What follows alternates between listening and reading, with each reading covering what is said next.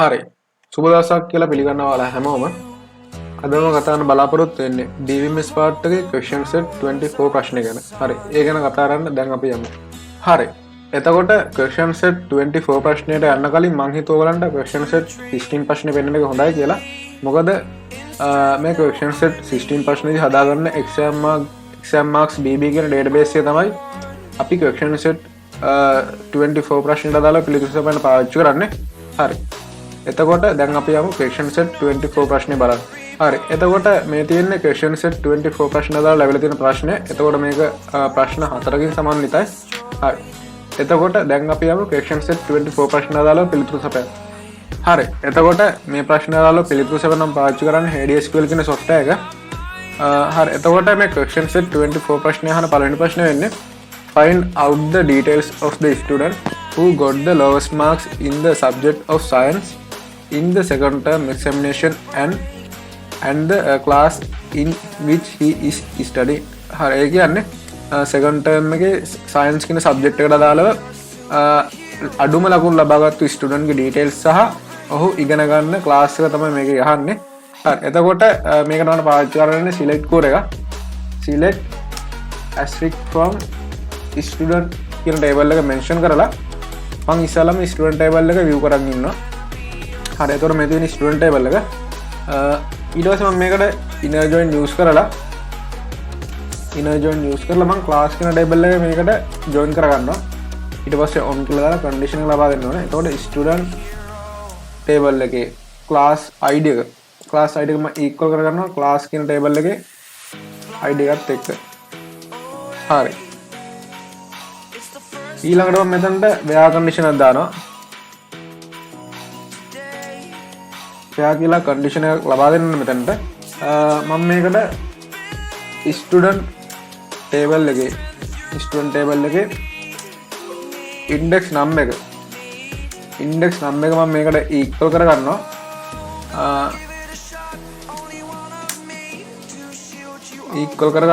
මෙතනට මම එතකොට sub core එකක් use කරන්න හදන්නේ. එතකොට මම මෙතනට සරහනක් දාලා select එතකොට මම මෙතනට ගන්න හදන්නේ අඩුම ලකුණ second term එකේ අඩුම ලකුණු ප්‍රමාණය තමයි මේකට ගන්න හදන්නේ. එතකොට මම මෙතනට min කියන function එක use කරලා student exam mark record table එකේ mark කියන column එක mention කරගන්නවා. හරි ඊළඟට මේකට from කියලා ලබා දෙනවා. from කියලා ලබා දීලා මෙතනට student exam mark record table එක mention කරලා where කියන condition එක දානවා. ඊට පස්සේ මේකට දෙන condition එක වෙන්නේ student exam mark record table එකේ මේක කියන්නේ හරි එතකොට මේකෙදි කියන්නේ second term එක මම මේක ලබා දෙනවා. ඒකට term id එක මම use කරනවා. term id එක මම equal කරගන්නවා. equal කරගෙන මම මෙතනට sub core එකක් use කරනවා. එතකොට sub core එක මේ වරහනක් දාලා මෙතනට මම ලබා දෙනවා select exam term table එකේ id එක මම ලබා දෙනවා. ඊට පස්සේ from කියලා දාලා exam term table එක mention කරගන්නවා. හරි ඊට පස්සේ මෙතනට where කියලා දාලා condition එක ලබා දෙන්න ඕනේ. මෙතනට එතකොට exam term table එකේ මම term name එක equal කරගන්නවා ඒගොල්ලෝ කියන්නේ first term කියලා. sorry ඒගොල්ලෝ කියන්නේ හරි එතකොට ඒගොල්ලෝ කියන්නේ second term කියලා. මම මේකට second term කියලා ලබා දෙනවා. හරි ඊට පස්සේ මම මෙතනට පාවිච්චි කරනවා and operator එක පාවිච්චි කරලා එතනට මම ලබා දෙනවා select හරි මෙතන and operator පාවිච්චි කරලා මම මෙතන student exam mark record table එකේ subject id එක මම equal කරගන්නවා. මෙතනටත් මම sub core එකක් use කරගන්නවා. එතකොට මෙතනට ලබා දෙනවා මම select subject table එකේ id එක ලබා දීලා from කියලා දාලා මෙතනට subject table එක mention කරගන්නවා. හරි. ඊට පස්සේ මම මෙතනට ඔයා කියලා කන්ඩිෂන් එක ලබා දෙනවා. ඔයා කියලා කන්ඩිෂන් එක ලබා දෙන්නේ සබ්ජෙක්ට් ටේබල් එකේ සබ්ජෙක්ට් නේම් එක. සබ්ජෙක්ට් නේම් එක මම ඉක්වල් කරගන්නවා මේගොල්ලෝ කියන්නේ සයන්ස් කියලා. එතකොට මම සබ්ජෙක්ට් එක සයන්ස් කියලා මෙතන ලබා දෙනවා.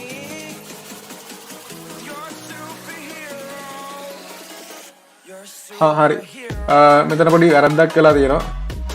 හරි. මෙතනට එන්න ඕනේ ඉන්ඩෙක්ස් නම්බර් එකනේ. මම මෙතනට මාක් කියලා අඩුම ලකුණු ලබා දීලා තියෙන්නේ. මෙතනට තව කූරයක් එන්න ඕනේ. එතකොට select මම මෙතනට ලබා දෙනවා student exam mark record table එකේ. exam mark record table එකේ exam mark record table එකේ student index number එක තමයි මේක ලබා දෙන්නේ. හරි. ඊට පස්සේ මම මෙතනට from කියලා දා ගන්නවා. from කියලා දාලා මම student exam mark record table එක mention කර ගන්නවා. හරි. ඊට පස්සේ මම මෙතනට where කියලා දාලා මෙතන ලබා දෙනවා. හරි. ඊට පස්සේ මෙතනට where කියලා දාලා ලබා දෙනවා student exam mark record table එකේ mark කියන column එක. හරි. මම ඒක තමයි ඉක්වල් කරගන්න ඕනේ මේ සබ් කෝර් එකට. එතකොට මෙතනට වරහණක් දාන්න වෙනවා. හරි. මම මේකත් එක්සිකියුට් කරගන්නවා. හරි. එතකොට මේක තමයි උත්තරය වෙන්නේ. හරි. එතකොට අපිට මේ ඇස්ටරික් මාක් එක අයින් කරගන්න වෙනවා. මොකද අපෙන් අහන්නේ ස්ටුඩන්ට් ගේ ඩීටේල්ස් සහ එයා ඉගෙන ගන්න ක්ලාස් එක. එතකොට මෙතනට පාවිච්චි කරන්නේ ස්ටුඩන්ට් ටේබල් එකේ ඉන්ඩෙක්ස් නම්බර් එක ඒ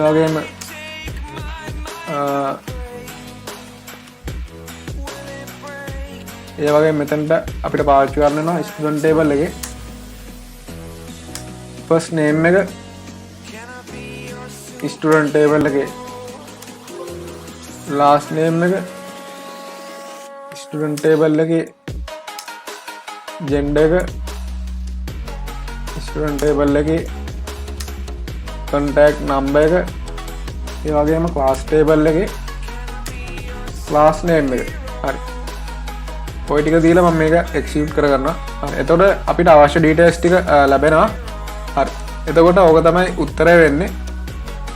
හරි. එතකොට හරි ඊළඟට දෙවෙනි ප්‍රශ්නේ ගන්නේ arrange the marks obtained by all the students for the science subject held on 2020 3/15 in ascending order. හරි. ඒ කියන්නේ 2020 3 මාසේ 15 වෙනිදා සයන්ස් සබ්ජෙක්ට් එකට අදාළව ස්ටුඩන්ට්ස්ලා ලබාගත්තු ලකුණු වල අනුපිළිවෙල ඒ කියන්නේ ascending order එකට හදන්න කියලා කියන්නේ මේකෙදි. හරි. එතකොට මේකට මම පාවිච්චි කරන්නේ select කෝරයක්. එතකොට select asterisk from student table එක. හරි. එතකොට මේ තියෙන ස්ටුඩන්ට් ටේබල් එක. හරි. ඊට පස්සේ මම මේකට inner join use කරනවා. inner join use කරලා මම මේකට class කියන ටේබල් එක join කරගන්නවා.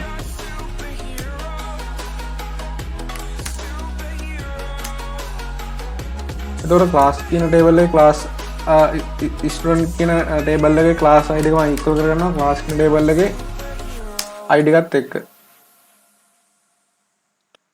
හරි. ඊට පස්සේ මම මෙතනට ආපහු inner join use කරනවා. inner join use කරලා student exam mark record table එක මේකට join කරගන්නවා. ඊට පස්සේ on කියලා දාලා condition ලබා දෙන්න ඕනේ. student table එකේ index number එක මම equal කරගන්නවා student exam mark record table එකේ student index number එකත් එක්ක. හරි. ඊළඟට මම මෙතනට term table එක join කරගන්නවා. exam term.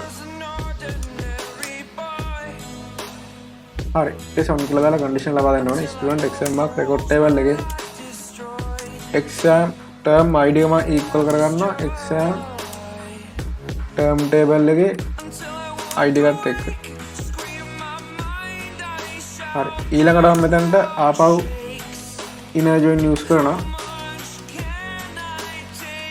inner join use කරලා මේකෙදි හරි මේකෙදි මම subject කියන table එක තමයි මේකට join කරගන්නේ. student exam mark record table එකේ subject id එක මම equal කරගන්නවා. subject table එකේ id එකත් එක්ක. හරි. හරි එතකොට ওই ටික තමයි මේකට join කරගන්න අවශ්‍ය වෙන tables ටික වෙන්නේ. ඊළඟට මම මෙතනට where condition එකක් දානවා. where condition එකක් දාලා මෙතනට මම ලබා දෙනවා subject table එකේ subject name එක. subject name එක මම equal කරගන්නවා. මේගොල්ලෝ කියලා තියෙන්නේ science කියලා. එතකොට මම science subject එකට මේ science subject එක මෙතනින් copy කරගෙන මේකට paste කරගන්නවා. හරි. එතකොට අපිට science subject එකට අදාළ details ටික මේ ආකාරයට view කරගන්න පුළුවන්. හරි. ඊළඟට මම මෙතනට and operator එකක් use කරනවා. and operator එකක් use කරලා exam term එක exam term table එකේ term date එක ඒගොල්ලෝ දීලා තියෙන date එකක් නිසා ඒක මම equal කරගන්නවා මේ ඒගොල්ලෝ ලබා දීලා තියෙන date එකට. හරි මම මේකත් execute කරගන්නවා. හරි එතකොට අපිට data ටික මේ ආකාරයෙන් filter වෙලා එනවා. ඊළඟට මම මෙතනට ලබා දෙනවා මේගොල්ලෝ කියන්නේ ascending node එකට අපිට හදන්න කියලා. එතකොට මම මෙතනට ලබා දෙනවා order by කියලා. order by කියලා ලබා දීලා student table එකේ student exam mark record table එකේ මම mark කියන column එක mention කරලා මෙතනට ASC කියලා ලබා දෙනවා. හරි මම මේකත් execute කරගන්නවා. එතකොට execute කරන කලින් බැලුවොත් එහෙම මේකෙදි ascending node කියන්නේ අඩු ලකුණු ඉඳන් වැඩි ලකුණට යන එක. එතකොට මුලින්ම එතකොට මේකෙදි මුලින් වෙන්නේ අඩු ලකුණ. ඒ කියන්නේ මේ 23.5 එන්න ඕනේ. එතකොට අන්තිමට එන්න ඕනේ 85 කියන එක. හරි අපි බලමු දැන් 23.5 එනවද කියලා. ඒ කියන්නේ මේ sorry එතකොට අඩු ලකුණ ඉඳන් ගන්න ඕනේ. එතකොට මේ පිළිවෙලට තමයි එන්න ඕනේ. අපි බලමු දැන් මේක execute කරපුවම ඒ පිළිවෙලට එනවද කියලා.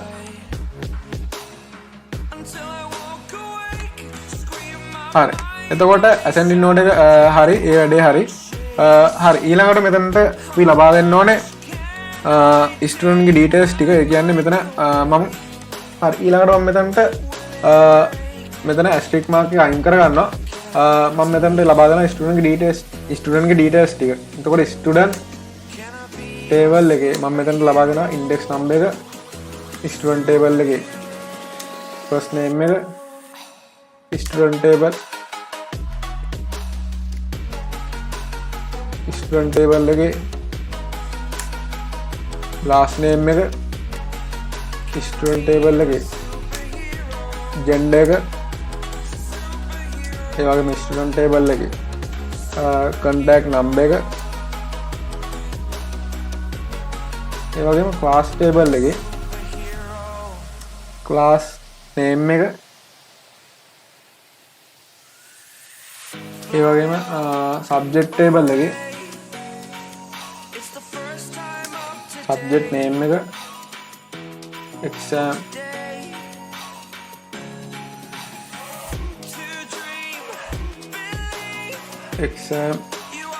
exam term table එකේ term date එක.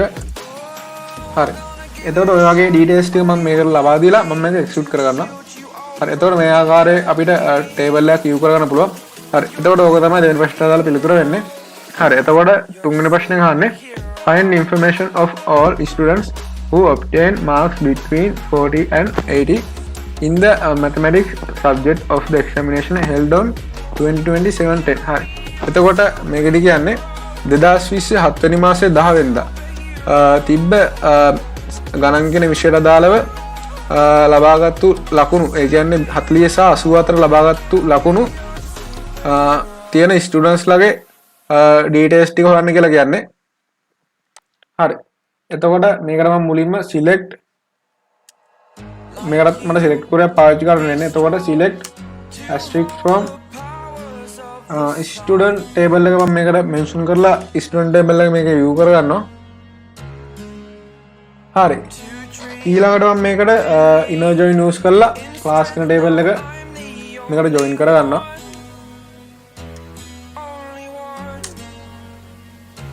ඊට පස්සේ on කියලා දාලා condition ලබා දෙන්න ඕනේ. එතකොට student table එකේ class id එක මම equal කරගන්නවා class table එකේ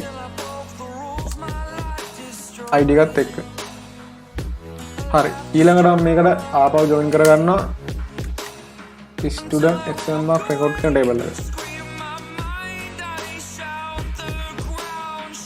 හරි. මේකෙදි එතකොට student exam mark record student table එකේ මම student index number එක මම ලබා දෙනවා.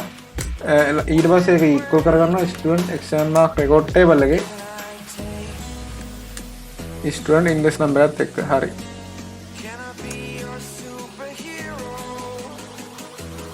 හරි. ඊළඟට මම මේකට join කරගන්නවා subject table එක. එතකොට මේකටත් inner join use කරන්න වෙනවා. inner join subject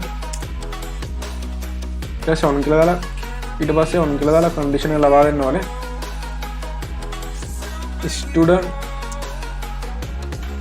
student table student exam mark record table එකේ subject id එක මම equal කරගන්නවා subject table එකේ id එකත් එක්ක. හරි. හරි. ඊළඟට මම මේකට join කරගන්නවා exam term කියන table එක. එතකොට මේකටත් inner join exam term table එකේ name එක mention කරලා on කියලා දාලා condition එක ලබා දෙන්න ඕනේ. එතකොට student exam mark record table එකේ exam term id එක මම equal කරගන්නවා exam term table එකේ id එකත් එක්ක. හරි. ඊළඟට මම මේකට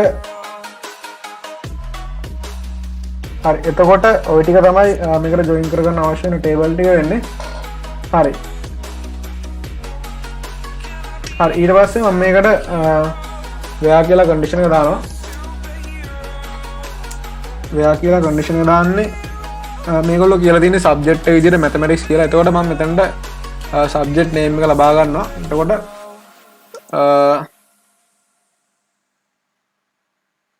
subject table එකේ subject name එක මම equal කරගන්නවා මේගොල්ලෝ කියලා තියෙන්නේ mathematics කියලා. එතකොට mathematics කියලා ලබා ගන්න මෙතනට.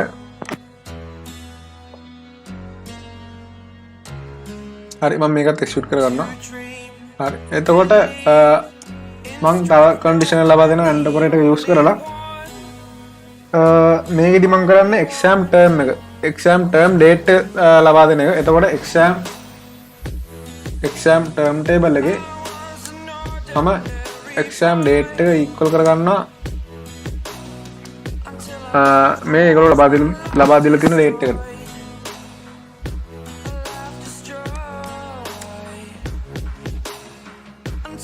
හරි. හරි. ඊළඟට මම මෙතනට ආපහු මේකට and operator එක use කරගන්නවා. ඊට පස්සේ මම මේක ලබා දෙනවා exam mark exam student exam record table එකේ exam term කියන table හරි. ඊළඟට මම මෙතන and operator use හරි. ඊළඟට මම මෙතන and operator use කරලා බලන්නේ මේගොල්ලෝ කියලා තින්නේ 40ත් 80ත් අතර ලකුණු ප්‍රමාණයක් තියෙන ස්ටුඩන්ට්ස් ලා කියලානේ. එතකොට මෙතනට මම ලබා දෙනවා student exam mark record table එකේ mark කියන column එක between ද කියලා බලනවා 40 40 ඒ වගේම 84 ඊට පස්සේ මම මේකත් එක්ස්කියුට් කරගන්නවා. හරි. එතකොට 40ත් 80ත් අතර ඩීටේල්ස් ටික තමයි මේ තියෙන්නේ.